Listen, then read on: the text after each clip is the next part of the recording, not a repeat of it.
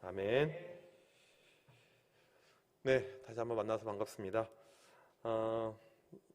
여기까지 오는데 한 2시간 정도 걸리더라고요, 오늘요. 그래서 웬만한 지방하고 비슷한 거리구나 이런 마음을 가지고. 근데 이제 서울 생활이 적응이 되어서요.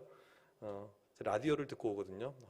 이 시간에 어디 제가 이동할 때가 많이 있어가지고 이 시간에 항상 재밌는 그 러브 스토리를 이렇게 MBC 라디오에서 해줘요. 그래서 그게 또 기대하는 마음을 가지고 아니나 다를까 너무 그 스토리가 달달해서 하나도 지루하지 않게 재밌게 여기까지 이렇게 오게 되었습니다. 저를 잠깐 소개하게 되면요, 저는 저희 교회가 숙대 바로 옆에 있습니다. 숙대 근처에는 이제 큰 에스모 1교회라는 큰 교회가 이렇게 있는데, 실은 숙대 바로 옆에 있는 것은 저희 교회가 제일 가깝고요. 저희 교회는 73년 된 역사와 전통을 자랑한다고 그렇게 일반적으로 이야기를 하는 그런 교회이고, 저는 6번째 6대 담임 목사로 지금 이렇게 사역을 하고 있습니다. 제가 부임한 지 얼마 안 돼서 한 달 정도 지나서 코로나가 부임을 같이 했습니다. 그래서 저는 코로나에 특화된 그런 목회를 할 수 있는 장점이 또 이렇게 있더라고요. 그래서 모든 것을 생각하기 나름이어서 제 선배 목사님들 한 50대, 이렇게 60대 이런 목사님들 만나서 이야기해 보게 되면 미치려고 그래요, 목사님들이.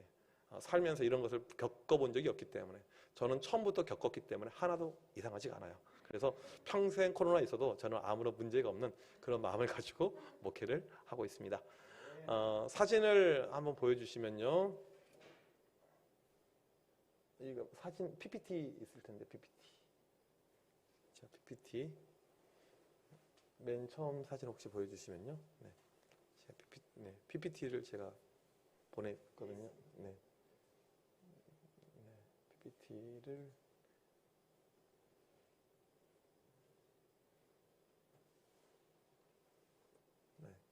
오늘 방송이 이게 쉽지가 않습니다. 네, 감사합니다. 사진에 계신 분은 저희 교회 권사님이세요. 올해 연세 100세입니다. 100세. 이제 오래된 교회는요, 참 이게 뭐라고 할까요? 상당히 익숙한 이런 일이에요.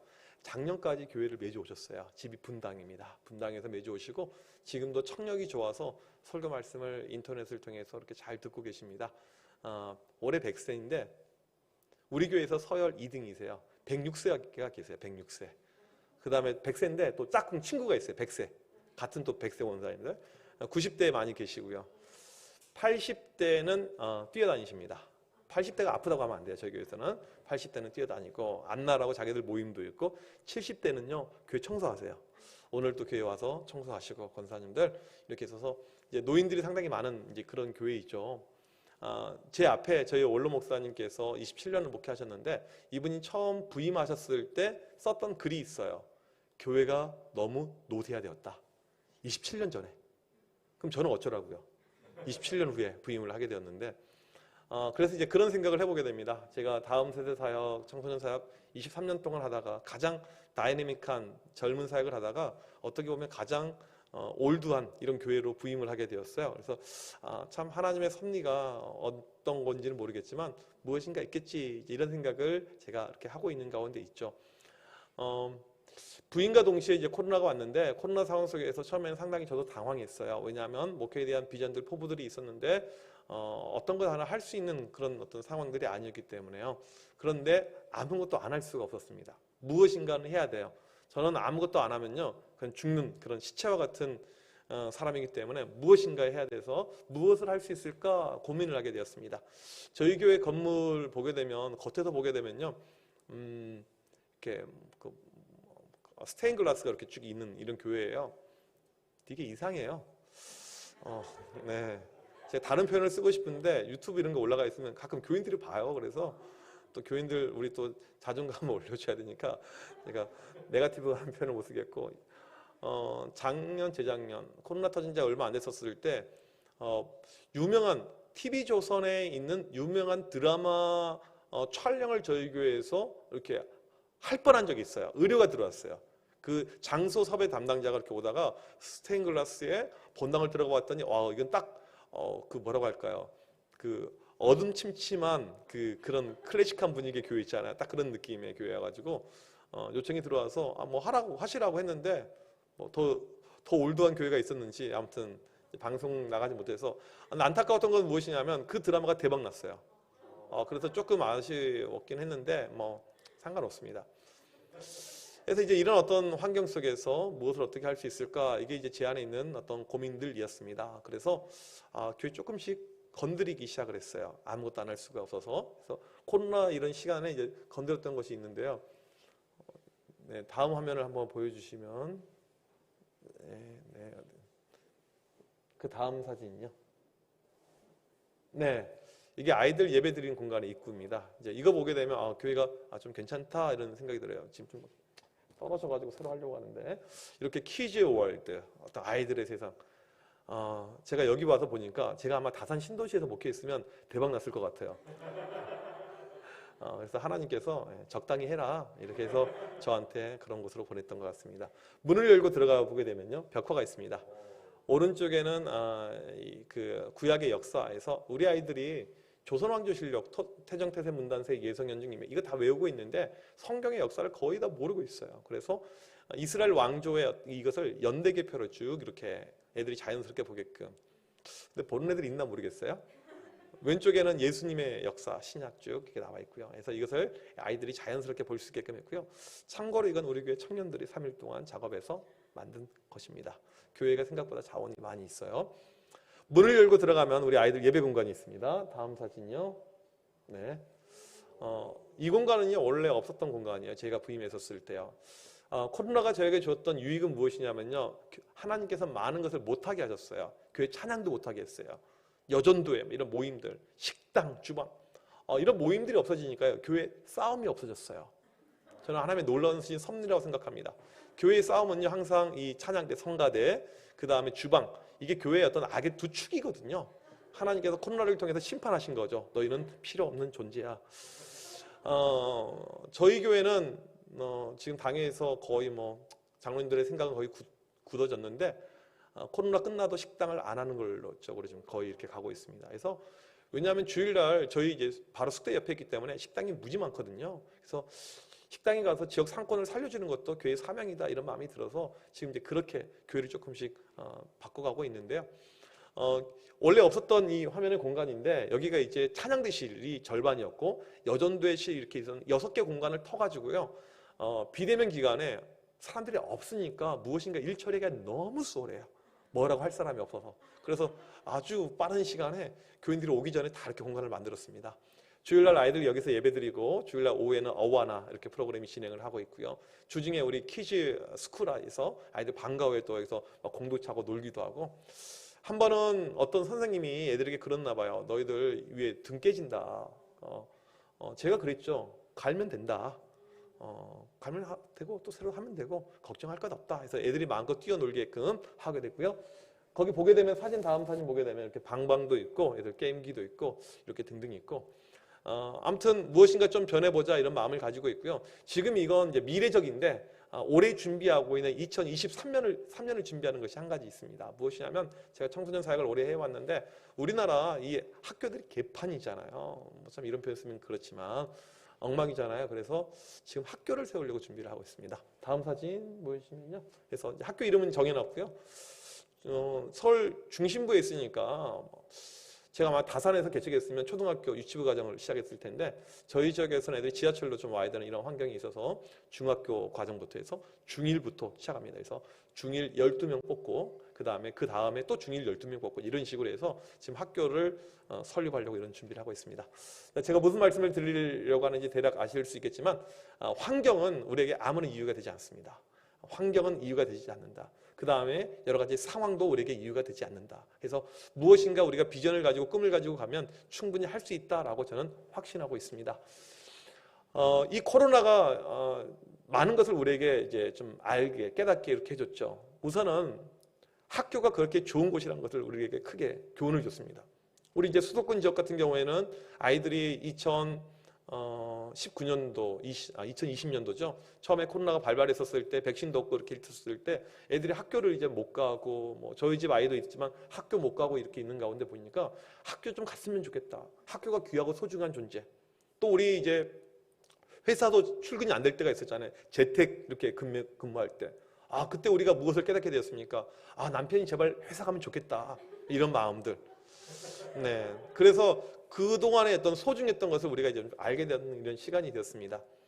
저희 집에 지금 이제 초등학교 이제 6학년 올라가는 우리 아들이 이렇게 있는데, 이제 비대면 기간에 이렇게 이제 집에서 이렇게 수업을 내가 이제 하는 거예요. 그래서 어떻게 수업을 하나 제가 한 번씩 이렇게 쳐다봤습니다. 저희 집 아들은요, 제 아들은요, 한 번 책상에 앉으면요, 이동하지 않고 아주 집중력이 뛰어납니다. 아, 얘는 정말 아빠를 닮아서 얘가 괜찮구나. 이런 어떤 마음에 제가 확신을 가졌죠.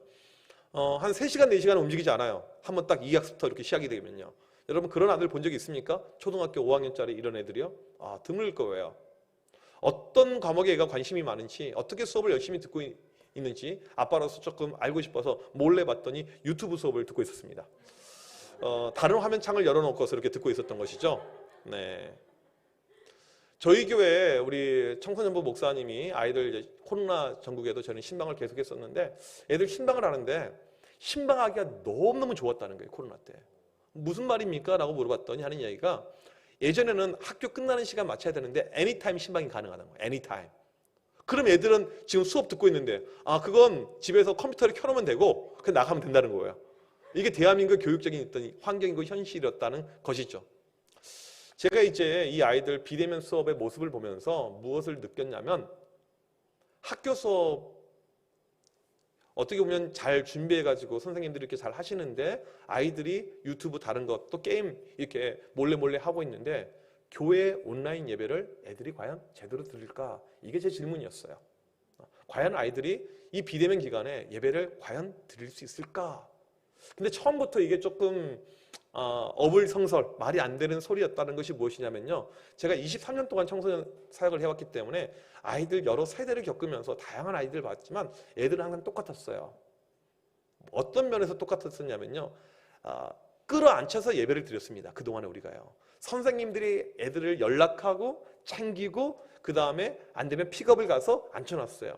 선생님 아니면 부모님이 너 교회 안 가면 가만히 안 놔둘 거야. 너 핸드폰 뺏을 거야. 용돈 안 줄 거야. 온갖 공갈 협박을 하면서 아이들을 앉혔다고요. 그랬던 아이들에게 자유를 부여한 거예요. 집에서 예배를 드릴 수가 있어. 핸드폰으로 예배를 드릴 수가 있어. 노트북으로, 태블릿으로. 이건 아이들에게요. 완전히 신천지였죠.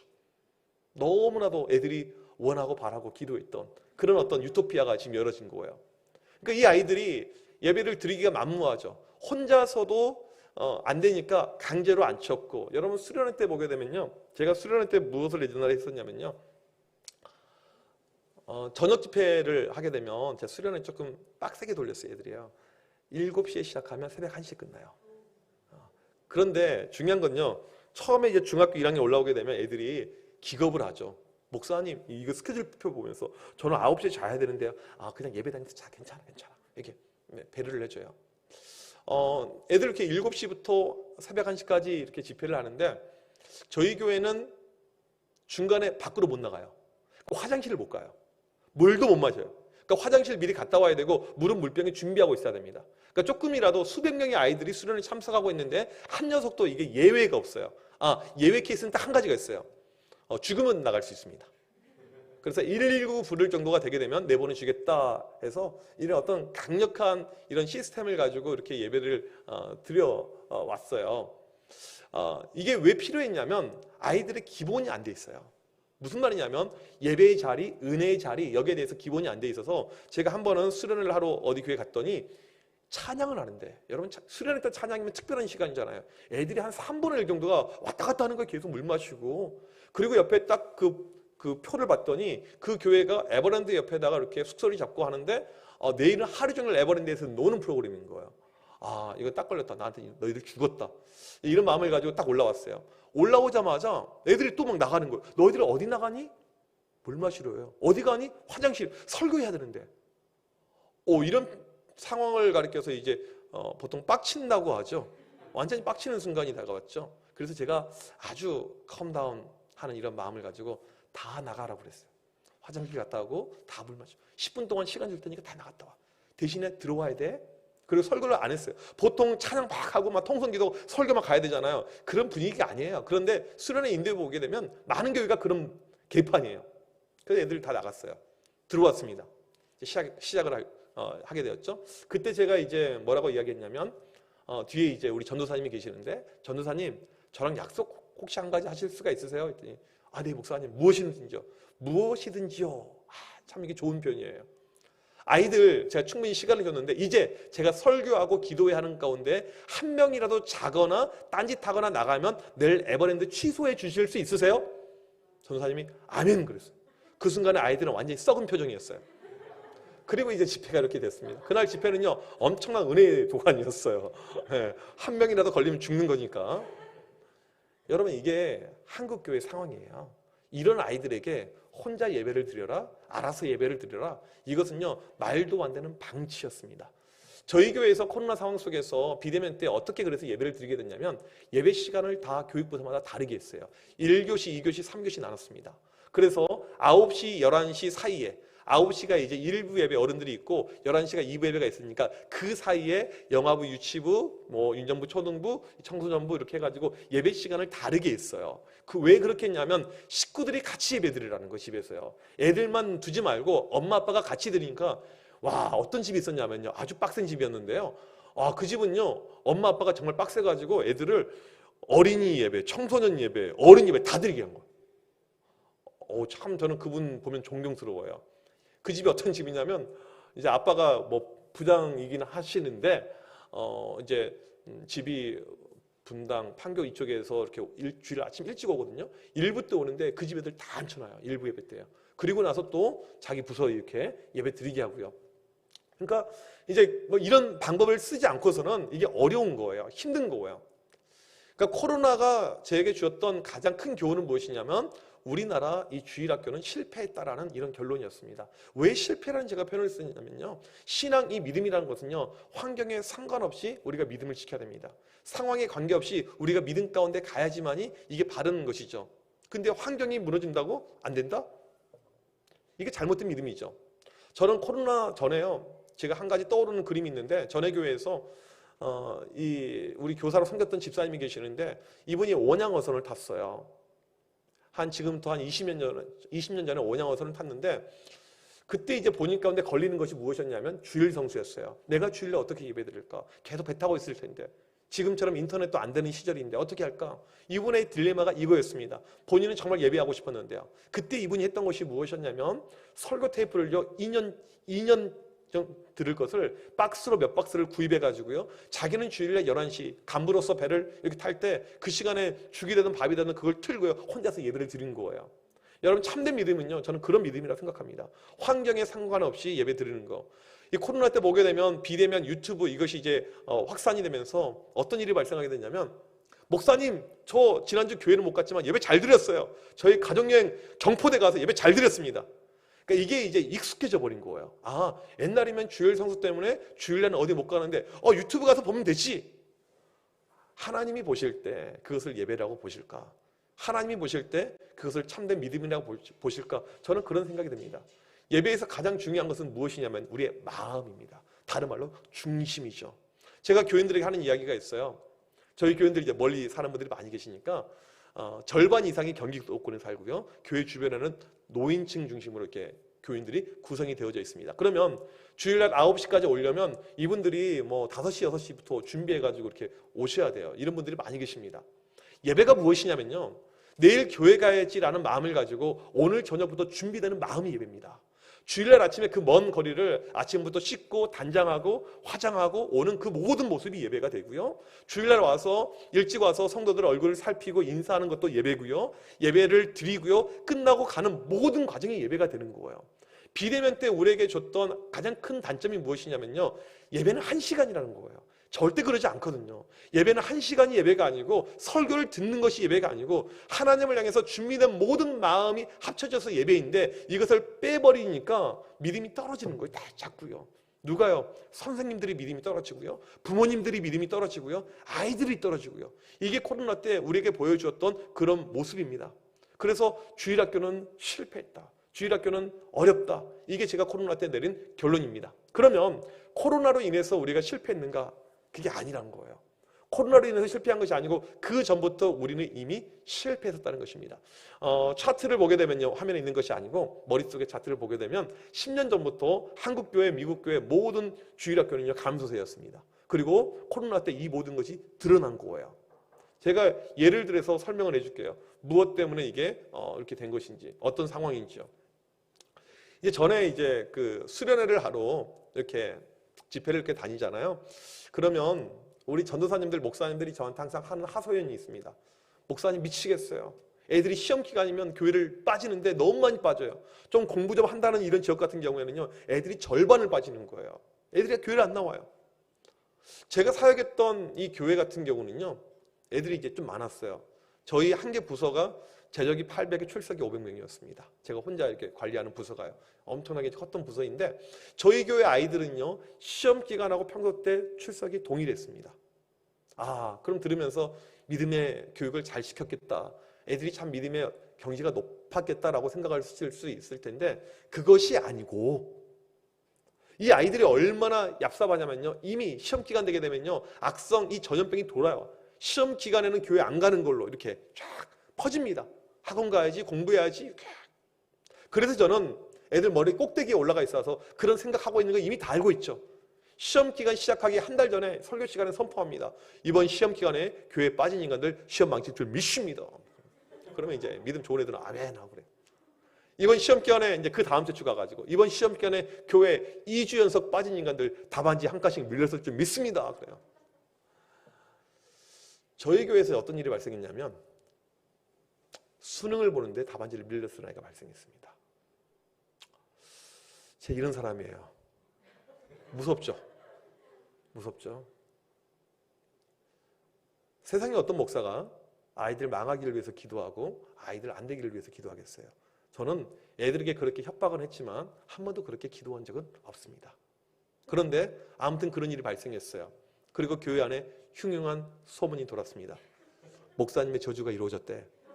언니 지난주 교회 안 나왔잖아. 언니도 망치고 싶어? 저번에 1.5등급 그 언니 인생 망쳐가지고 자살해 죽는다고 난리 났었는데 언니도 그렇게 되고 싶어?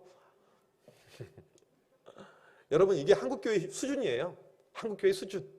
오죽하면 이렇게 가야 될까? 오죽하면 공부랑 신앙하고 싸워야 돼요. 이게 한국교회 수준, 모습, 믿음이 없는 모습이라는 것이죠. 제가 예전에 또 했던 것 중에 하나가 무엇이냐면 익명으로 이 카톡방을 만들어가지고 아이들하고 이렇게 상담을 했던 적이 있습니다. 한 2년 전쯤인데요. 처음에는 이제 저희 교회 아이들 대상으로 만들었던 것인데 익명이다 보니까 수많은 전국에 있는 아이들이 많이 와서 저한테 상담을 요청했습니다. 뭐 아이들만 온 것이 아니고요. 하여튼 뭐 일반 어른들도 많이 왔고요. 제가 이제 문득 옛날 설교를 보게 되면 그때 그 카톡 들어왔던 이 사연들을 나눌 때가 있는데 참 재미난 것도 많아요. 어른들도 상담해 와요. 저는 제 형부를 사랑합니다. 저는 무슨 그 옛날에 뭐죠? 그 사랑과 전쟁 이런 건 줄 알았어요. 교회 다닌 사람이 그것도 아주 심각한 거. 당장 때려치세요 막 이렇게 욕하고 제가 그 사람한테 이렇게 했던 적이 있는데, 기억 남는 어떤 아이 상담 가운데 하나가 무엇이었냐면 고등학교 1학년짜리 여학생한테 온 상담이었습니다. 목사님, 교회 오빠를 사귀고 있는데 만난 지 500일이 되었습니다. 교회 오빠니까 교인이잖아요. 교인 자녀잖아요. 부모님께 알리고 싶은데 오빠가 알리지 말래요. 이렇게. 이 교회 오빠 나이가 몇 살이냐면 26살이었어요. 교회에서요 20대 애들이, 20대 청년들이 10대 여학생들을 사귀는 것은요 성적인 목적밖에 이유가 없습니다. 뭐 99% 제가 볼 때는 100%일 것 같아요. 그리고 이제 추궁해 봤더니 중3 때부터 사귀기 시작했는데 만난 지 한 달 됐을 때부터 성관계를 맺으면서 그렇게 살고 있는 거예요. 이 여자애는 이제 마음이 좀 괴로우니까 이걸 좀 이야기하고 싶었던 것이죠. 제가 이걸 보면서 이게 비단 한 교회의 문제일까? 아닐 것 같은 생각이 들어요. 많은 교회가 지금 이런 문제로, 많은 교회들이 이제 저랑 개인적으로 좀 친분이 있는 목사님 가운데 수원에 웨이처치라는 교회가 있습니다. 박대원 목사님이라는 목사님이 있는데 2020년 12월 달에 그 목사님 가정이 KBS 인간극장에 일주일 동안 방영이 되었어요. 그래서 지금도 유튜브나 인터넷 가면 볼 수가 있는데 어떤 분이냐면 불임이에요. 아이를 낳을 수가 없어가지고 이것도 부모님 몰래 속이고 이 결혼을 했어요. 그리고는 이제 입양을 해서 애들 2명을 입양해서 이렇게 키우고 계시는 분이었는데 참 목사님이 천사같이 너무나도 훌륭하고 좋으신 분인데 입양을 할 때 어떤 마음이 들었냐면 내가 이렇게 입양을 하게 되면 참 이 세상에 좀 쉽게 말하면 뭐라고 할까요? 소외되고 버려진 이 아이들 내가 케어할 수 있는 어떤 한 가지 일이 되겠다라는 생각을 했는데 입양을 하고 보니까 다른 문제를 발견하게 됩니다. 미혼모의 문제를 발견해요. 이 입양 아이를 보낸 이 엄마의 환경, 상황을 보게 되는데 그래서 이 목사님이 그들을 보면서 교회를 개척합니다. 그게 수원에 있는 웨이처치인데 미혼모 교회예요. 미혼모들을 케어하는, 미혼모들을 돌보는 그런 교회입니다. 그러니까 이게 목사지만 이 지상파, 공중파에 이게 방영이 일주일 동안 됐을 만큼 아주 큰 이제 센세이션이 일으켰죠. 네. 목사라고 해서요 인터넷에 욕 하나도 없어. 보통은 목사에 관련된 게 올라오면 악성 댓글 많잖아요. 너무나도 이제 훌륭하고 멋진 목사님이죠. 제가 한 번 식사하는데 그 목사님이 그런 이야기를 해요. 목사님, 교회 청년들의 모습이 어떤 줄 아세요? 왜요? 이제 본인이 수많은 미혼모 이런 환경의 자매들을 만나봤으니까 많은 케이스가 있을 거 아니에요. 이 교회에서 이 자매가 되게 신실해 보이고 괜찮은 자매인데 교회 찬양팀 싱어를 하는 거예요. 그런데 다른 형제랑 사귀다가 임신을 하게 되었습니다. 누구한테 이야기도 못해요. 조용히 아이를 낙태하고 다음 주에 또 싱어를 하고 있는 거예요. 목사님, 한국교회 현실이 그래요. 이게 한국교회 지금 모습입니다. 제가 그 이야기를 들었었을 때 그게 미혼 청년들의 문제만일까 그런 생각이 들었습니다. 기혼자들의 어떤 외도라든지 그 문제가 얼마나 많이 있을까, 성적으로 얼마나 많이 타락했을까 그런 생각이 들었어요. 그러니까 한국교회 보게 되면 지금 전반적인 모든 것의 문제인데요. 겉으로만 교회가 멀쩡할 뿐이지 속에 완전히 썩어져 있다는 것입니다. 특별히 우리 아이들이 그 모습을 보고 따라가는 거예요. 그 모습을요. 집에서의 엄마의 모습, 집에서의 아빠의 모습을 보면서 신앙이란 것은 저런 식으로 하면 되겠구나. 어떤 아이가 예전에 이제 제가 들은 케이스인데 교회에서 핸드폰이 없었던 시절이에요. 교회에서 목사님한테 전화가 걸려왔습니다. 이 아이가 받은 거예요. 근데 이 아이가 좀 눈치가 없어가지고 목사님 물어본 거죠. 아빠 계시니? 그랬더니 아빠가 없다고 이야기하라고 했습니다. 그러니까 이 아빠가 항상 이제 교육을 시킨 거예요. 목사님한테 전화하게 되면 없다고 이야기해라. 이렇게. 이것을 바라보고 난 자녀들이요, 이 교회에 대해서, 목사에 대해서 어떤 식견들, 생각들이 있을까 이런 생각이 듭니다. 그러니까 우리 이 아이들의 어떤 믿음이라는 것은요, 다 보고 자라거든요. 부모의 모습을 그대로 애들이 카피하게 됩니다. 이게 어떤 일반적인 모습인데 아무튼 전체적으로 그런 면에서 우리 아이들의 믿음이 지금 바닥을 치고 있습니다. 바닥을 치고 있는 것이 코로나 때 드러난 거예요. 전에는 드러나지 않았어요. 교회에서 우리 교회 이만큼 모입니다. 수련회 이만큼 갔습니다. 이만큼 했습니다. 그것이 있었는데 이제는 그게 불가능해졌거든요. 애들 다 빠져나갔죠. 초대형 교회일수록 완전히 망해도 폭망했죠. 애들이 안 모이니까, 모일 수가 없으니까, 모이자고 해도 모일 수도 없고 안 되니까. 그래서 제가 내린 결론이 주일학교는 실패했다. 이게 어렵겠다. 이런 어떤 결론을 내리게 되었습니다. 제가 어렸을 때 제주도에서 자랐어요. 저는 초등학교 입학을 제주도에서 했습니다. 여러분들 제주도에 대한 로망이 있잖아요. 저는 하나도 없어요. 저는 이미 어렸을 때 1980년대 초반에 이미 한라산, 성산 일출봉, 폭포들 다 가보고요. 물론 그 다음에 20년 동안 한 번도 안 갔다가 나중에 또 가게 되었는데 아무튼 그래요. 제가 어렸을 때 살던 이 동네에 이름이 있습니다. 제주도 남제주군 표선면 토산 1위. 이 토산 1위는 어떤 말이냐면요, 우리나라에서 딱 두 곳 뱀을 섬기는 마을이에요. 뱀 신단이 있습니다. 뱀을 죽이면 안 돼요. 뱀은 신입니다. 그리고요, 만약에 누군가가 시집을 가잖아요. 그러면 혼수로 뱀을 이렇게 보내요. 그리고 그 뱀을 키우게 합니다. 이게 그 동네예요. 그러니까 복음이 들어가기 얼마나 어렵겠어요. 저희 교회 아주 작은 교회였어요. 한 10명 모이는 교회. 저희 아버지께서 거기서 목회를 하고 계셨는데 제가 어렸을 때 거기서 이제 초등학교도 다니고 입학하고 이렇게 살았는데 제가 봤던 모습이 있어요. 어떤 모습이었냐면 교회 다니는 중고등학교 형 누나들이 아침에 학교 갈 때 교회 옆에 버스 정류장이 있거든요. 버스 타기 전에 교회에 들려서 기도하고 학교를 가더라고요. 그 다음에 하교할 때 교회에 들려서 기도하고 집을 가더라고요. 부모님이 교회를 안 다녀요. 그럼에도 불구하고 교회 중심의 신앙생활, 이게 우리 한국교회 80년대 이럴 때 주일학교가 부흥할 때 모습이었습니다. 지금 그런 거 하나도 없어요. 몇 년 전에요. 강남에서요. 그 수험생 기도회 하는데, 저는 개인적으로 수험생 기도 되게 싫어하는 사람인데, 수험생 기도회는요, 시초가 불교고요. 대구 팔공산에서 시작한 것이 수험생 기도회의 시초입니다. 그렇게 알고 계시면 돼요. 그래서 저는 싫어요. 그래서 아무튼 이 수험생 기도를 하는데 이 엄마가 내는 기도 제목이 뭐였냐면 이거였어요. 하나님, 우리 딸이 스카이만 갈 수가 있으면 저는 지옥에 가도 상관없습니다. 이게 한국교회 지금 기복, 이 신앙의 어떤 모습이라는 것입니다. 부모들도 믿음이 없고 우리 아이들도 믿음이 없고 이런 어떤 환경 가운데 오늘 제가 여러분들에게 세 가지를 이야기할 수 있을지 시간 관계상 두 가지만 이야기할지 모르겠습니다. 아무튼 대안을 말씀을 해드리려고 합니다. 지금 이런 환경 가운데 믿음을 끌어올리는 것, 이것이 우리의 1차적인 과업이고 가장 중요한 것인데, 믿음을 끌어올리기 위해서 첫 번째로 가장 중요한 것은 무엇이냐면 예배의 회복이라는 것입니다. 네, 감사합니다. 예배 회복. 왜 그러냐면 잘 되는 교회랑 그렇지 않는 교회의 차이가 어디 있냐면 예배에 있습니다. 예배가 은혜가 된다, 예배가 은혜가 넘친다, 이 교회는 잘 될 수밖에 없고요. 예배가 별로다, 영 썰렁하다 그런 교회는요, 망하는 거예요. 안 되는 것입니다. 제가 예전에 그 지방에 있을 때 우리 아이들 서울 가가지고 제이어스 찬양 집회에 참석을 시키고 싶은 마음이 있었습니다. 그래서 애들이 워낙 많으니까 다 갈 수는 없고 교회에서 사역하고 봉사하는 아이들 120명만 뽑아가지고 버스 3대를 대절해서 서울로 왔던 적이 있어요.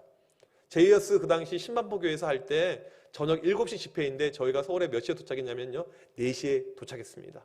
혹시라도 자리가 없을까 봐. 그리고 일찍 와서 도시락 하나씩 먹고 그 다음에 5시부터 줄 서가지고 들어갔어요. 거의 앞자리에서 저희가 예배를 드리고 있었죠. 저는 그날 제이어스 이 집회 가운데 제가 어떤 느낌이었냐면, 솔직히 말씀드리면 찬양 니네가 인도하나 우리가 인도하나 큰 차이 없다, 저는 솔직히 그런 생각이 들었어요.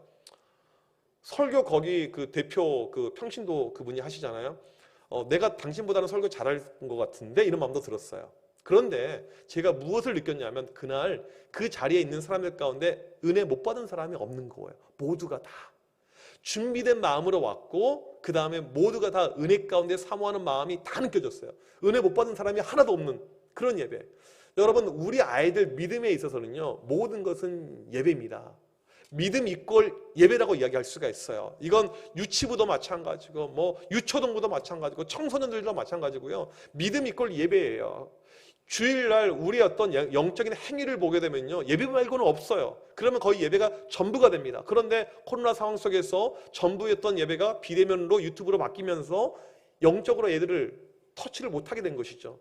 그러니까 교회를 억지로 가더라도 한 번씩은 애들이 영적으로 맞았거든요. 그것조차도 없어져 버린 거예요. 코로나 상황 속에서 작년에 나온 설문조사 결과를 보니까 청소년들의 70%가 믿음이 떨어졌다라고 답변했어요. 아주 정확한 자기들의 셀프 체크이죠. 떨어졌다. 그럴 수밖에 없었던 것이죠. 우리 주일학교가 잘 되기 위해서, 부흥하기 위해서 가장 중요한 것은요, 예배입니다. 예배예요. 예배에 우리가 집중하고 예배에 올인하는 거, 이것밖에 답이 없습니다. 그러면 이 시간에 체크리스트를 제가 드릴 수가 있습니다. 우리 아이들 예배를 잘 드리는가? 우리 부서 예배는 괜찮은가? 4가지 질문이 있어요. 첫 번째 질문이 무엇이냐면 우리 아이들에게 예배를 사모하는 마음이 있는가, 이것입니다. 여러분, 예배를 사모한다는 것이 무엇을 의미한 줄 아십니까? 기다림이 있다는 거예요. 토요일날 저녁에 주일이 기다려지는 것입니다. 그리고 선생님들에게 연락이 와요. 선생님, 내일 주일이죠. 저 교회 가고 싶어 미치겠어요. 선생님, 저 만나고 싶어 미치겠어요. 저 내일 교회 가야 돼요. 혹시 그런 연락을 매주 아이들에게 받고 계신 분 계신가요? 한국교회 가보면요, 거의 없어요. 사모하는 마음이 없는 거예요. 사모하는 마음이. 예전에 저희 교회 교사 가운데 어떤 교사가 있었냐면요, 아이들에게요, 고3을 담임하는데 1년 동안 전화, 문자, 카톡 한 번도 안 해요. 이제 여러분 교회 이야기가 아니고 다른 교회 케이스니까요, 남의 일이라고 생각하면서 한번 반응을 좀 보여주시면 감사하겠습니다. 이런 교사가 있는 거예요. 여러분, 제가 권면하고 연락 좀 하세요. 좀 문자 좀 보내세요. 좀 신경 쓰세요. 반응이 없어요. 이런 교사는 계속해서 그냥 두는 것이 교회 유익일까요? 과감하게 정리하는 것이 유익일까요? 1번, 2번? 네, 아우 감사합니다. 크게 이렇게 이야기를 해주셔가지고요. 그런데 이제 정리를 못했어요. 그 이유가 크게 두 가지가 있는데요. 첫 번째 이유는 무엇이냐면 그 교사의 어머니 권사님이 저를 너무 좋아해요. 목사님, 저는 교회에서 목사님 설교가 제일 좋아요. 목사님이 최고예요. 그 교사를 자르는 그 순간에 권사님하고 적이 됩니다. 그 다음에 그 권사님은 교회에서 말이 엄청나게 많아요. 교회 스피커폰입니다. 제가 뭐 하라고 그런 무리수를 두겠습니까? 이게 첫 번째 한 가지 이유. 두 번째 이유는 무엇이냐면 연초에 반 아이들 10명을 줬는데 연말에 20명이 되었어요. 매년 그래, 매년. 다시 한번 질문할게요. 이런 교사는 그냥 두는 게 나을까요? 자르는 게 나을까요? 이게 바뀌었어요? 마음이요? 오락가락 하시네요. 네.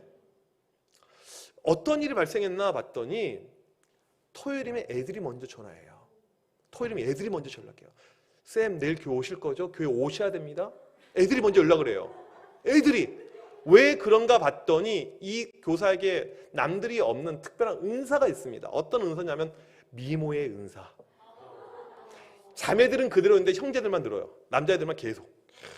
전화가, 이건 제가 만들어 놓은 이야기가 아니고요. 그 교사가 직접 이야기한 거예요. 되게 까칠해요. 저랑 말도 잘 안 섞어요. 원래 이쁜 애들이 좀 그러잖아요.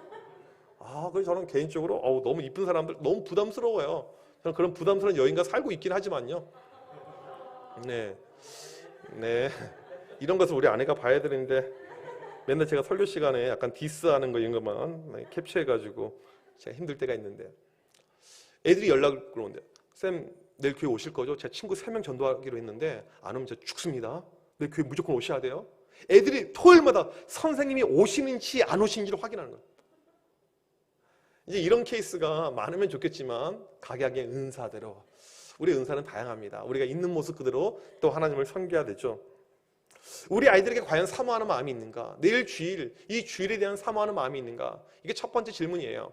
두 번째 질문은 무엇이냐면 지각은 안 하는가 이겁니다. 지각. 여러분 예배 가운데 지각이 있고 늦게 오고 이게요 예배의 악성 종양과 같은 것인데요. 제가 한 가지 발견한 놀라운 비밀이 있습니다. 무엇이냐면 지각은요 같은 사람이 합니다. 지각은요 하는 사람만 해요. 아이들, 어른들 동일합니다. 신기한 것은 무엇이냐면요 이 온라인 시대 때 유튜브도 지각해서 들어와요. 줌도 지각해서 들어와요. 이게 정말 영적으로 좋지 않은 습관이구나. 세 번째로 예배 시간에 딴짓은 안 하는가 이것입니다. 저는 예배 드릴 때요 아이들이 핸드폰을 다 걷어요. 그걸 못하게 합니다. 그러니까 유혹거리는 다 없애는 거죠. 유혹거리는요. 저희 집 아이가 핸드폰이 없어요.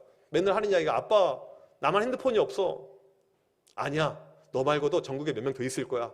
제가 항상 그렇게 이야기를 해요. 그 다음에 이제 2023년 학교를 시작하는데 애가 이제 핸드폰이 없는 것 때문에 애들하고 카톡도 못 하죠. 애들하고 이렇게 소통이 안 되니까 좀 답답함이 이렇게 있어요. 친구들 연락도 안 되고 좀 약간 왕따 당하는 것 같고. 제가 이렇게 이야기했어요. 너희 학교 시작하게 되면 애들 핸드폰 다 없을 거야. 너무너무 애가 기뻐하는 거예요. 혼자만 그러다가 이제 다 없게끔 만드니까. 저는 환경을 상당히 중요시 여기는데 핸드폰을 다 걷어요. 제가 사회 갈 때는 모든 걸 다 걷었어요. 그리고 예배에 집중할 수 있는 환경을 만들어주는 것이죠.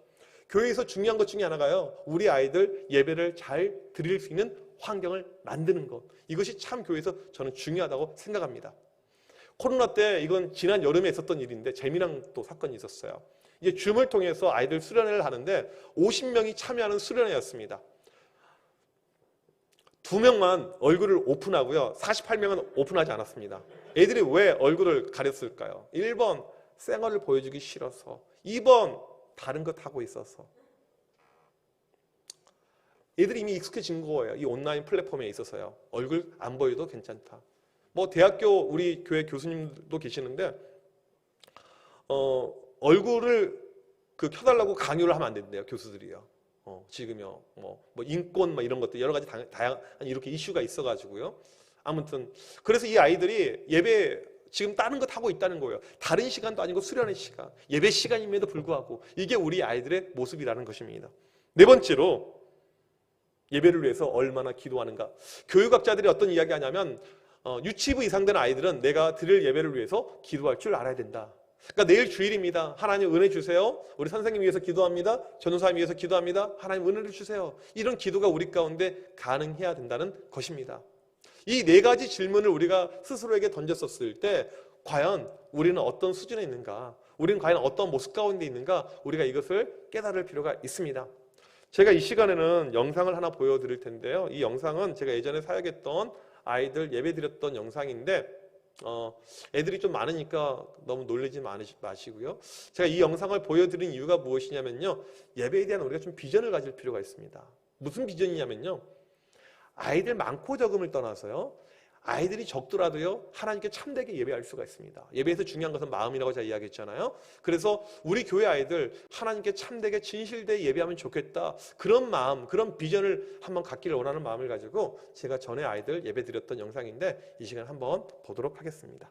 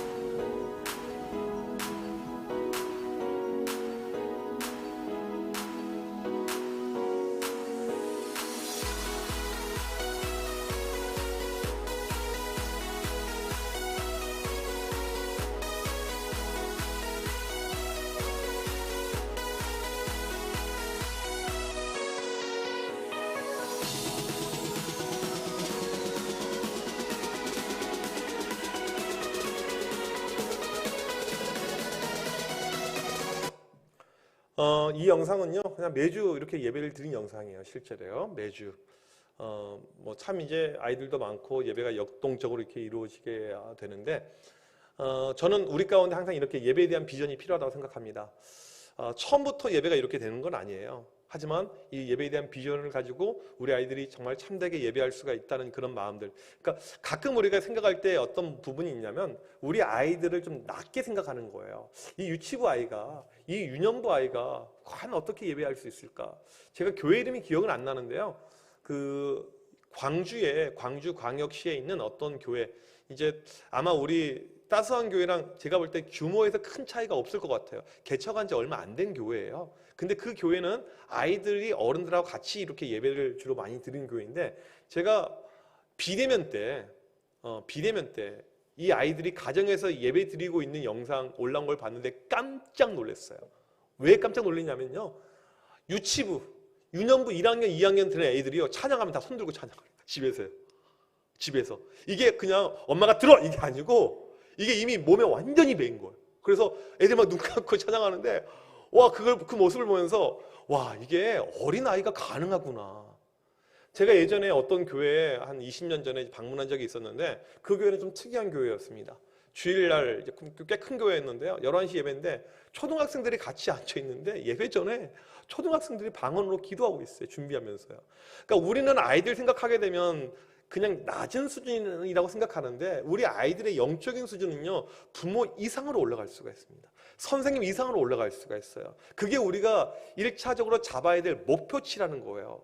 그냥 이 아이들, 나보다 연약한 아이, 부족한 아이, 이게 아니고 이 아이들 충분히 어른들보다 예배 잘 들을 수가 있어요. 방금 여러분 영상에서 보셨겠지만 이 정도 레벨로 예배를 드릴 수 있는 어른들이 얼마나 되겠냐는 거예요. 가끔은요, 어떤 경우가 있냐면, 이건 좀 약간 번외 이야기긴 하지만 어른들 가운데 담임 목사님께 시험 들어서 여기서 예배 드리는 분들이 계세요. 예배 드리는 공간이 동이 다르거든요. 본당하고 동이 달라요. 동이. 다른 동에 차로 이동을 해야 돼서 여기서 1년째 예배를 드리고 계시는 부모님들이 가끔 있어요. 여기 가보게 되면 애들이 정말 예배답게 예배를 드리고 있고 정말 찬양답게 찬양을 하고 있는데 이 죽어있는 자기의 모습을 바라보면서 영적으로 깨어가는 모습들. 여러분, 주일학교 하게 되면 다른 데 우리가 핵심, 가치, 목숨 이게 아니고 예배입니다. 프로그램, 2부 순서 다 이건 번외예요. 여러분, 주일학교의 시작이요, 그 1780년도에 영국에서 로버트 레이크스라는 사람에 의해서 시작이 되었는데 평신도예요. 평신도입니다. 교회에서 안 받아줘서 자기 집 주방에서 애들 데리고 모임을 했어요. 여러분, 이 교회 썬데이 스쿨 주일학교는요, 교회 지원으로 뭐 빵빵한 지원 있게 된 적이 한 번도 없어요. 평신도 혼자서 홀로서기 하면서 혼자서 그렇게 했던 것이 지금까지 교회사의 그림이라는 것입니다. 우리에게 중요한 것은 무엇이냐면 주일학교 하게 되면 예배, 우리 아이들 하게 되면 온전한 예배자, 우리가 여기에 비전을 가지고 달려나가는 것, 그것이 가장 중요하다는 것입니다. 그러면 우리 아이들 이 예배를 어떻게 만들어 갈 수 있을까? 여러 가지 방안이 있겠지만 제가 딱 한 가지만 이야기를 하려고 합니다. 여러분, 예배는요, 기도를 통해서 만들어지게 됩니다. 예배의 파워는요, 기도의 파워에서 기인하게 되는 것입니다. 예배의 퀄리티는요, 기도의 퀄리티예요. 항상 이것은 동일합니다. 얼마나 기도하느냐에 따라서 얼마나 참된 예배가 되느냐, 이 모든 것이 만들어져요. 예배는요, 미리 준비할 때 이미 다 결판이 나는 것이죠. 여러분, 방금 이 영상에서 보셨던 이 예배가 어떻게 만들어지냐면요, 4번의 기도를 통해서 만들어집니다. 토요일날 저녁에 120명 아이들이 예배 준비팀이 모여요. 그리고 이 아이들이 열심히 준비하고요, 마지막에 팀별로 기도회가 있습니다. 주일날 예배 시작하기 2시간 전에 교회를 와요. 팀별로 기도회로 시작합니다. 1시간 전에 저랑 같이 강단 위에서 또 기도회 합니다. 예배 끝난 다음에 한 번의 기도회가 또 있어요. 우리는 항상 고민해 봐야 될 것이 무엇이냐면 주일학교, 교회학교, 우리 부서, 다른 어떤 예산, 지원, 이것을 우리가 고민할 것이 아니고 우리는 얼마나 기도하는가, 우리는 얼마나 기도를 통해서 만들어지는가. 한 가지 패턴이 있는데 무엇이냐면요, 교역자가 뜨겁게 기도하면요, 교사가 뜨거워지고요, 교사들이 뜨거워지면 아이들이 뜨거워집니다. 기도는요, 애들이 보는 거예요. 기도는요, 어떻게 가르쳐 주냐면요, 샘플링입니다. 보는 거예요. 이제 제 제자들 가운데 목사나 전도사나 선교사 이렇게 제자들이 많이 있어요. 그런데 제 밑에서 자랐던 친구들의 공통된 특징이 있어요. 기도회를 저처럼 인도해요. 왜냐하면 그게 보고 배운 것이니까. 그게 FM이니까. 저는 기도회 할 때 기도 제목 되게 짧게 줍니다. 무슨 말이냐면 어떤 분들 보게 되면 기도회 할 때 기도 시간은 되게 짧고요, 기도 제목을 되게 길게 해요. 저는 되게 불편해요. 기도하면 되지, 왜 이렇게 길게 시간을 끌까? 저는 기도회 할 때요, 설교를 되게 줄이고요, 기도회를 늘리려고 합니다. 기도가 중요하지. 그런데 은근히 많은 사역자들이요, 기도 훈련이 되지 않아가지고 오래 시간 기도하는 것을 되게 어려워해요. 저는 이 예배가 오직 기도를 통해서 만들어지는데 우리가 힘써야 될 것은 어렸을 때부터 기도하는 것, 기도의 모습을 자꾸 보여주는 것, 함께 기도하는 것. 저는 예전에 이제 수련회 이렇게 하잖아요. 그러면 수련회 준비할 때 이게 영적인 싸움이기 때문에 딱 느껴져요. 아, 이 아이들 아직 준비가 안 됐구나. 어떤 적이 있었냐면요, 조장들, 부조장들만 모아놓고 걔네만 다 30명 되는데 이제 수련회 가기 전날 기도 모임을 해요. 이제 와서 좀 불타는 마음을 가지고 기도하는데 얘네들이 기도를 안 해요. 그러면요, 전문적인 용어로 기도 인도하다가 빡칩니다. 제가 어떻게 한 줄 알았어요? 기도 인도하다 집에 가버려요. 짜증이 나가지고 너희 같은 애들하고는 나 기도 못한다. 그러면 반주하는 애들이 계속 반주만 하고 있어요. 목사님이 가셨지? 어디 가셨지? 말도 못 물어보고. 한번 실제로 그런 적이 있어요. 그래서 이제 수련회 갔는데 애들 보니까 꼴 보기 싫어 죽겠는 거예요. 준비가 안 된 이 아이들. 이런 애들 데리고 무슨 수련회. 이건 해보나 말아요. 이건 무조건 실패하는 거야. 그래서 수련회 시작해서 오리엔테이션이 진행이 돼야 되는데 실은 조장들이 오리엔테이션 때 별로 중요하지 않아요. 야, 조장들 목사님아 잠깐 나가자. 그래서 목사님 어디 가야 되는데요? 따라 나와. 그리고는요, 기도원 뒤에 산이 있는데 등산을 하게 됐습니다. 애들이 이제 수련회 밑에서 하고 있고 조장들만 데리고 산에 갔어요. 목사님 뭐 하실 건데? 기도할까? 기도가 너무 부족한 것 같아. 그리고는 다짜고짜 애들 이제 곧 있으면 점심 먹어야 되는데 밥을 굶기면서 거기서 기도를 시켰어요. 밥을 굶기면 계속해서 기도했어요. 그리고는 이제 한참을 기도하고 뭐 애들이 뭐 기도하고 말고 저는 신경 쓰지 않고 계속 기도했어요. 그리고는 이제 내려왔어요. 자연 점심 금식이 됐습니다. 내려오니까요. 교사들 분위기가 달라져 있어요. 눈동자가 달라요. 저는 거기서 참 교사와 가짜 교사를 알게 되었습니다. 끝까지 밥을 안 먹고 있는 사람은 참 교사였어요. 그래서 정말 어떤 선생님은 우시려고 하더라고요. 담당 교육자가 밥을 먹지 않고 아이들과 금식하고 예정이 없었던 애들은 막 미치려고 배고파 이미 식사는 다 끝났어요. 제가 웃으면서 그랬어요. 우리 저녁에도 기도할까? 했더니 애들이 목사님 저희가 이제는요 영적으로 준비가 됐어요. 그날 밤에요 성령의 강력한 은혜가 임하게 됐습니다. 성령의 강력한 은혜가요. 이 주일학교에서 중요한 것은요 다른 것이 아니고 기도하는 것입니다. 우리가 얼마나 기도하는가? 기도로 준비할 때 어렸을 때부터 우리 아이들에게 기도를 심어주고 기도의 훈련을 만들어주고 토요일 저녁에 제가 우리 양육을 하게 되면 항상 강조하는 것이 예배의 시작은 토요일 저녁입니다 라는 이야기를 하면서 여러분이 왜 주일날 예배 집중 못하는 줄 아십니까? 토요일날 저녁에 미팅 잡아서 약속 잡아서 식사해서 그게 있다고 치더라도 빨리 끝내고 예배에 정갈하게 준비하면서 아이들에게 내일은 주일이야, 내일 교회 가는 날이야, 준비해야지. 토요일날 식당 가서 사람들하고 식사하면서 술 한잔씩 하면서 주일날 예배가 제대로 된다는 것은 불가능하다는 거죠. 어렸을 때부터 아이들에게 토요일날 저녁부터 준비하는 거, 애들에게 헌금을 준비하는 것도 보여주는 것이 필요합니다. 무슨 말이냐면요, 저는 헌금 제가 온라인으로 할 수가 있는데 절대 온라인을 하지 않아요. 그 이유는 무엇이냐면 불편하더라도 그냥 작은 정성이지만 하나님께 올려드리고 싶은 제 개인적인 마음이 있고요. 그 다음에 아이들 교육용으로 제가 어렸을 때부터 봤던 모습이 무엇이냐면 저희 부모님은요 교회에서 사례비를 받게 되면 가장 먼저 11조부터 해서 한 달 헌금을 떼놓은 다음에 가는 거, 이게 모습이었습니다. 그러니까 봉투를 보여주는 거죠. 이 아이들에게 교회 봉투를 보여줄 필요가 있습니다. 아빠는 이렇게 준비해. 그러니까 아이들에게 너희들 11조 해야 돼, 감성금 해야 돼, 말로 이야기하기보다는요 한번 봉투를 보여줄 때 이게 훨씬 더 교육적인 효과가 크다는 것이죠. 제가 오늘 한 3가지 하려고 했는데요 한 가지 하다가 다 끝난 것 같아요. 시간이요. 예배가 가장 중요하다는 것이고요. 두 번째 이야기하겠습니다. 그러면 우리 본질은 무엇이냐면 신앙의 세대전수, 이것입니다. 신앙의 세대전수. 지금 교회들의 많은 고민이 무엇이냐면요, 이 시대에 특별히 부모는 교회 다니는데 아이들이 안 다녀요. 서울 도심에 보게 되면 대형 교회들이 있습니다.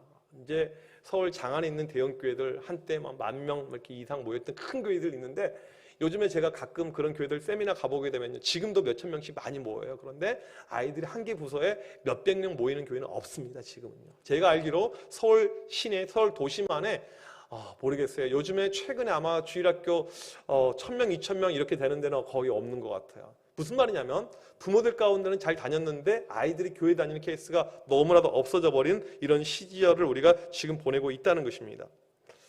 왜 그럴까? 이제 왜가 중요하잖아요. 왜? 부모는 열심히 믿었는데 아이들은 믿지 않아요. 마치 이거랑 똑같죠?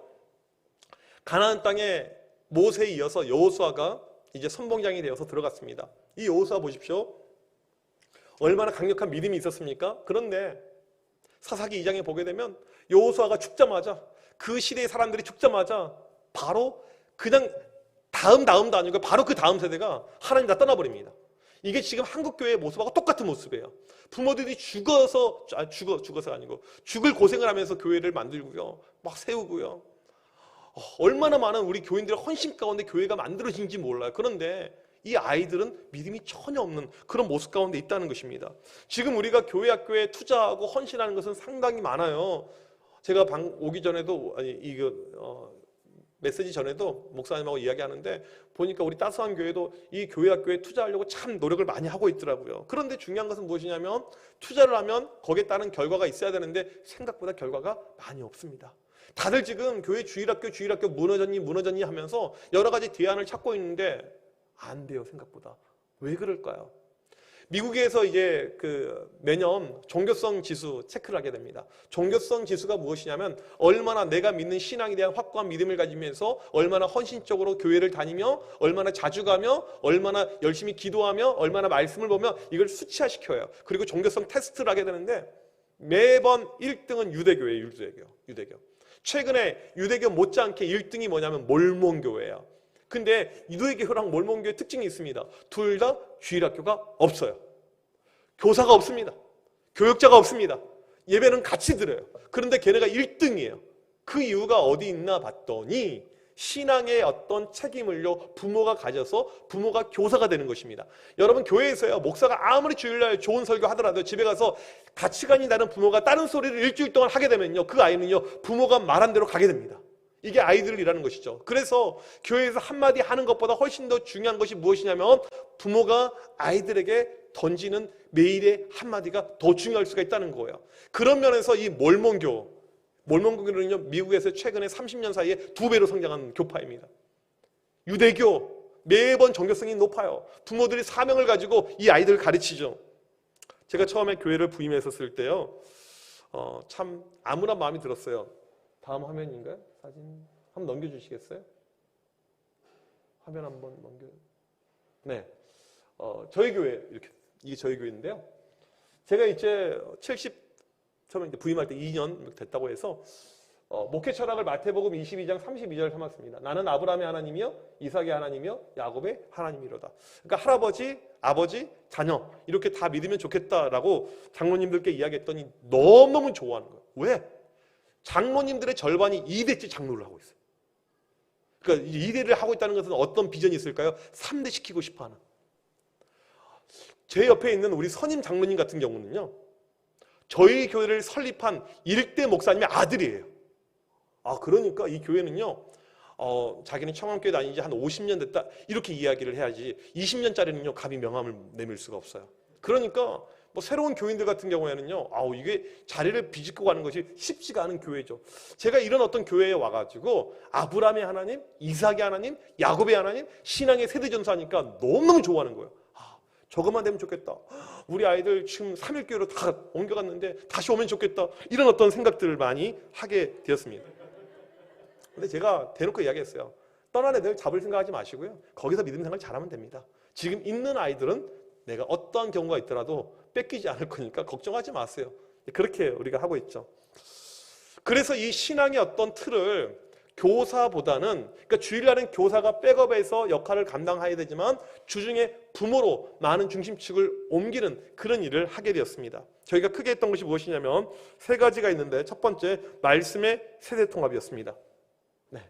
그래서 부인과 동지에 정교인 큐티 세미나를 하고 큐티도 몰라요. 큐티도 없는 교회 다 큐티하게 하고 아이들도 큐티를 가르치고 해서 저희가 매일 성경을 가지고 큐티를 하는데 우리 영아부 우리 유치부 아이들 큐티아이 그거 해요. 저희 집에 제 늦둥이가 있어요. 늦둥이 이제 올해 벌써 5살이 됐는데 걔 볼 때마다 인생이 깝깝해요. 걔가 중학교 다닐 때 제가 환갑이거든.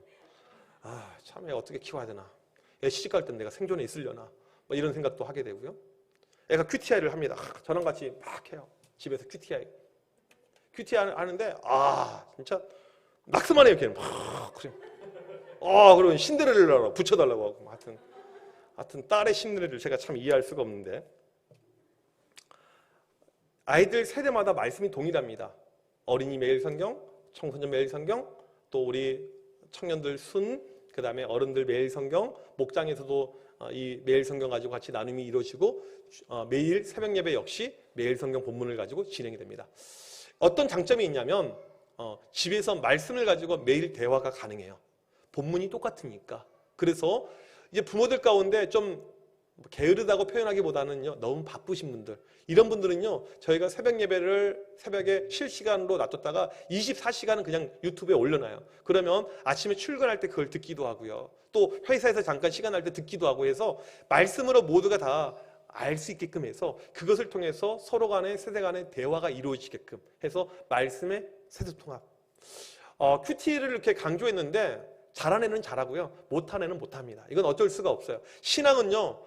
따라가는 애는 잘 따라가지만 못 따라가는 애는 잘 못 따라가요. 그런데 그럼에도 불구하고요. 교회의 역할은 무엇이냐면 끌고 가는 거예요. 계속 했어요. 저희는 매년 5월달 어린이 주일이 되게 되면 큐티 전시회를 합니다. 그동안에 아이들이 했던 큐티를 쫙 교회 로비에 디스플레이를 해요. 그리고 그날 오후 예배 때 큐티 발표를 합니다. 그러면 유치부 아이부터 큐티 발표해요. 유치부 아이가 어떻게 발표하겠어요? 우리 교회 이 진우라고 참 훌륭한 아들이 있어요. 어원하는데 말씀을 제일 많이 암송하고 아주 훌륭한데 왜 걔가 훌륭하겠어요? 걔네 엄마 윤지은 집사님 때문에 얘가 훌륭한 거예요. 그분이 이 방송을 들어야 될 텐데, 아니면 그 아버지 장로님이 듣든지 아니면 자기 시아버지 장로님이 듣든지, 하여튼 우리 교회는 다 집안들이 그렇게 연결이 되어 있어요. 큐티 발표를 하는데 엄마가 퀴즈로 물어보는 거예요. 진우야, 예루살렘에 누가 갔었지? 그러면 딱 이야기를 합니다. 이렇게 이러면서 내용 체크가 되는 거죠. 이렇게 쭉쭉쭉. 이제 그런 식으로 유년부 아이 짤막하게 써가지고 읽었던 자기가 은혜 받았던 것을 나누고, 초등부 아이 쭉쭉 얘들이 올라가는 거죠. 그러면서 그 한 번씩 그 아이의 부모가 똑같은 큐티를 해요. 그리고 이 가정은 말씀으로 얼마나 준비가 되어져 있는지 이것을 같이 나누는 시간인데 너무너무 좋아요. 너무너무 재밌습니다. 저희 교회 특징 중에 하나가 이제 작년부터 시작했는데 연말 시상을 해요. 여러분, 연말이 되면 MBC, SBS, KBS 시상을 하잖아요. 교회가 시상을 안 해요? 인색해요. 교회 시상이 필요하겠다, 이런 생각이 들어서 제가 지난 12월 마지막 주 딱 주일날 낮예배 11시 예배 때 아이들 같이 예배를 드릴 때 그때 연말 시상합니다. 1년 동안 큐티 가장 잘하는 애에게 선물을 줘요. 그러니까 저는 다른 거 하지 않고 큐티, 전도 이런 거 시상을 합니다. 그러면 담임 목사 앞에서, 정교인들 앞에서 애가 시상 받으니까 얼마나 기분이 좋겠어요. 딱 줘요. 이제 이런 어떤 이 말씀으로 하나 될 수 있는 것들, 이것을 저희가 지금 교회에서 추구하고 있고요. 두 번째로 온 세대가 함께 기도하는 자리를 만들고 있습니다. 내일이 그날이에요. 내일 이거 하는 날입니다. 제 마음은 많이 급하죠. 내일 새벽에 가서 또 이걸 준비해야 되는데, 제가 처음에 이제 부임을 해가지고요, 신방을 하는데 우리 권사님이 그러시더라고요. 목사님, 처음 오셔가지고 온 가족 새벽 기도 한다고 하는데 교인들이 너무 안 나올 것 같아서 제가 오랜만에 새벽 예배를 나갔습니다. 그리고 교회 문을 열었는데 깜짝 놀랐습니다. 저희 교회 30년 다니면서 새벽에 이렇게 많은 인원이 모인 것을 처음 봤습니다. 그런 거예요. 제가 서두에 말씀드렸지만 저희 교회 젊은 분들은 다 경기도권에 삽니다. 파주, 일산, 인천, 수원, 분당, 판교 이렇게. 한 달에 한 번 이날은 꼭 오라고 그래요. 애들 데리고 다 같이 오라고 해요. 그리고 애들부터 와가지고 같이 열심히 예배 드리고요. 제가 끝나고는 애들 한 명씩 안수기도를 해줘요. 안수기도 해주고, 처음에 그 안수기도를 만만하게 봤는데 되게 힘들어요. 무릎이 아파 죽겠고요. 하여튼 힘들어요. 그럼에도 불구하고 요즘에는 청년들까지 머리를 계속 드러내니까 가라고 할 수도 없고 하여튼 힘들어요. 하지만 행복해요. 애들 이렇게 기도받고 끝나고는 또 간식을 줘요. 전에는 교회에서 막 간식 먹고 집에도 안 가고 막 재밌게 놀았는데 지금 코로나 때문에 간식 챙겨서 가면서 차에서 먹게끔 하고 이렇게 간식까지 줍니다. 이게 교회 안에 완전히 지금 자리가 잡혀져 있어가지고 주일날 출석하는 인원 한 절반 정도가 와요. 새벽에요. 그러니까 상당히 많은 수가 오는 거죠. 그리고 함께 기도합니다. 얼마나 이게 좋은지 몰라요. 이걸 하는 이유가 있어요. 온 교회가 한 달에 한 번 영적으로 하나 된다라는 의미가 있고요. 또 한 가지, 우리 아이들에게 어렸을 때부터 기도하는 모습을 보여주는 거예요. 한국 교회하게 되면 가장 큰 장점이 무엇입니까? 기도예요. 전 세계에서 기도를 가장 많이 하는 민족. 기도의 모습을 보여주는 거죠. 노출을 시켜주는 것입니다. 함께 기도하는 거. 저희가 내년부터, 올해부터 이제 또 실시하는 것이 있어요. 이건 제가 어디서 말하지 않았던 특별한 것인데 특별히 오늘 여기서만 제가 이야기를 하고 갈게요. 연말 시상식 한다고 했잖아요. 올해 신설되는 시상이 있습니다. 어떤 시상이냐면 1년 동안 온 가족 새벽 기도에 토요일 첫째 주일날 있는데 한 번도 안 빠지고 다 참여한 아이에게는 그날 트로피를 줄 거예요. 2022년 믿음 대상 암흑 이름 딱 써가지고 주일날 딱 예배 시간 딱 줘요. 플러스 장학금까지. 호흡이 있는 신생아부터 대학생까지는 다 주는 거죠. 해가지고 그걸 이제 당회에서 결의하고 준비하고 있습니다. 저는 어떤 마음을 가지고 있냐면요, 우리 아이들이 자라면서 어렸을 때 받았던 그 트로피, 믿음 트로피, 내가 이때 한 번도 안 빠지고 기도했었지. 믿음이 흔들릴 때 내가 어렸을 때 기도했지. 이게 매년 연말 트로피, 연애 대상처럼 매년 받았다고 생각을 해봤어요. 얼마나 이게 보람되고 값지겠습니까? 이 그림을 만들고 있습니다. 그러니까 애들이 코로나 확진자 옆에서 가면 안 되는 거죠. 그래서 이걸 위해서 또 기도도 하고 준비하고 이런 함께 기도하는 모임을 하고 있습니다. 세 번째, 세대 통합 예배인데 저희 교회는 절기 때마다 함께 예배를 드립니다. 감사한 것은 무엇이냐면 교회 공간이 넓어가지고요. 본당이 상당히 넓어서요. 정말 감사해요. 얼른 목사님께서 본당을 코로나 대비해서 20년 전에 어마어마하게 크게 지어놔가지고 아주 그냥 함께 예배드리기 좋습니다. 보통 이제 세대가 통합해서 예배 드리게 되면 아이들이 좀 싫어할 수가 있어요. 재미없어 하고 따분해하고. 왜 그러냐면 어른들의 예배에 아이들 참여시키니까. 저희는 그런 개념이 아니고 아이들 예배에 참여시킵니다. 애들이 대표 기도도 하고요. 애들이 뭐 찬양팀도 하고 모든 순서에 아이들이 집어넣어요. 그리고 함께 이렇게 예배를 드리고 절기 때마다 함께 하는데요. 정말 좋아요. 좋아하고요. 애들도 좋아하고 부모님들도 좋아하고 제일 좋아하는 사람들이 누구냐면요. 노인들이에요. 자기들만 있다가 젊은 애들이 함께 이렇게 예배를 드리니까요. 세대통합 예배. 이 시간에 제가 저희 교회 세대통합 예배 드리는 영상을 잠깐 보여드리고 강의를 마무리를 하도록 하겠습니다. 영상 보여주시면 감사하겠습니다. 전국 각 지역별 네트워크 뉴스입니다. 한국교회 놓인 중요한 과제 가운데 하나가 바로 다음 세대 부흥입니다. 이런 가운데 3세대가 함께 예배를 드리면서 신앙을 계승하는 교회가 있는데요. 구요한 기자가 취재했습니다. 서울시 용산구에 위치한 한 교회. 오늘 주일 예배는 여느 예배와는 사뭇 다른 분위기입니다. 찬양으로 시작하는 예배에선 어른뿐 아니라 아이들도 함께 찬양하고 대표 기도 시간엔 장로의 기도가 끝나자 중등부 학생의 기도가 이어집니다. 유년부부터 청년부까지 교동문 봉독, 성경 봉독 챈트, 봉헌송 등 다음 세대들이 크고 작게 예배의 구성원으로 함께합니다. 장년부에선 연극을 준비하여 아이들 눈높이에 맞춰 소통하고 모든 세대가 예배의 주체자로 동참하는 예배를 드립니다. 72년의 역사와 전통을 지키는 고령화된 교회지만 다음 세대에게 신앙을 전수하고 미래 선교를 위해 세대 통합 예배를 시작한 청암교회. 그뿐만 아니라 주중 큐티로 같은 말씀을 나누고 한 달에 한 번은 가족이 함께 새벽 예배에 참여해 말씀과 기도로 하나 되어 영적으로도 세대를 통합하는 사역이 진행되고 있습니다. 청암교회 이정현 목사는 세대 통합 예배를 시작으로 비전 100을 선포하며 신앙이 다음 세대에 전수되고 가정이 행복한 교회, 젊은이들이 오고 싶어하는 교회를 품고 있다고 말합니다. 지금 세대가 함께하면서 너무 분위기가 밝아진 거예요. 그래서 우선은 예배를 참여하는 분들이 너무너무 좋아하시고 또 거기서 은혜가 있고 이런 부분이 있고요. 이게 단지 예배뿐만이 아니고 말씀과 기도와 모든 것이 통합이 되니까 집에서는 아이들이 같이 부모님하고 큐티를 하게 되고요. 또 같이 이렇게 저녁에 또 기도도 하게 되고요. 그래서 성경에 원래 있었던 이 가정의 모습, 성경적인 가정을 우리가 돌아갈 수 있는 것이 교회 안에 지금 얻어진 가장 큰 열매라고 생각합니다. 신앙의 전수를 위해 온 세대가 함께하는 세대 통합 예배. 다음 세대 예배에 고민이 많은 한국교회에 또 하나의 대안이 될 수 있습니다. CTS 뉴스 구요한입니다. 네, 여기까지 영상 잘라주시겠습니다. 네, 이렇게 세대통합 예배를 드리고 있습니다. 이 영상은 재작년 맥주감사절 때 영상이어가지고 이때는 그 방역 지침법이 만들어지기 전이어서 마스크를 안 쓰는 사람도 있었다는 것을 참고하시면 되겠습니다.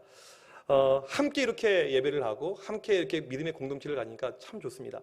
여러분, 이 교회에서요, 주일학교 교육이라는 것이 그냥 선생님이 1시간 어떤 말씀을 주어서 아이들이 이것을 통해서 영적으로 자라기보다는요, 교회 안에서 크면서 영적으로 자라기가 훨씬 더 쉽고 많습니다. 무슨 말이냐면요, 제가 최근에 읽은 책에 보니까 자기 교육부서 예배만 드린 아이랑 엄마 따라서 어른 예배를 같이 드렸던 아이가 커서 누가 교회를 잘 다니나 봤더니 후자였습니다. 그러니까 교회에서 장로님들, 권사님들 그 쓰다듬을 한 번씩 체험하고 이 교회 따스한 분위기 가운데, 아우 따스한 교회, 따스하게 그 품 안에 있었던 이 아이들이 훨씬 더 믿음이 강하고 건강하게 간다는 것입니다. 그래서 교회 주일학교는 필요해요. 주일날 우리 아이들에게 교육적인 부분에서 필요하지만 그걸로는 부족하고 우리 부모들이 더 나아가서 교회 공동체가 우리 아이들을 잘 품어줄 수 있는 그런 분위기로 갈 때 저는 우리 교회 미래가 밝을 걸로 확신합니다.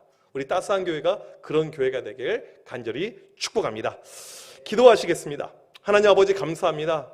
이곳에 2년 전에 따스한 교회를 세워주셔서 지금까지 하나님의 놀라운 은혜 가운데 오게 하심을 감사합니다. 우리 교회 많은 다음 세대 아이들, 우리 자녀들 있사온데 하나님 이들 참된 예배자로 믿음의 다음 세대로 하나님께서 굳게 세워주셔서 세상이 감당할 수 없는 그 놀라운 믿음 허락하여 주시며, 특별히 우리 부모 세대가 깨어나며 우리 선생님들, 우리 온 어른들이 함께 하나가 되어서 움직일 때 아버지의 놀라우신 역사하심, 놀라운 일하심, 부흥의 열매가 우리 따스한 교회 가운데 있을 줄 믿습니다. 믿음으로 역사하여 주시옵소서. 이 모든 말씀 예수 그리스도 이름으로 간절히 기도합니다. 아멘.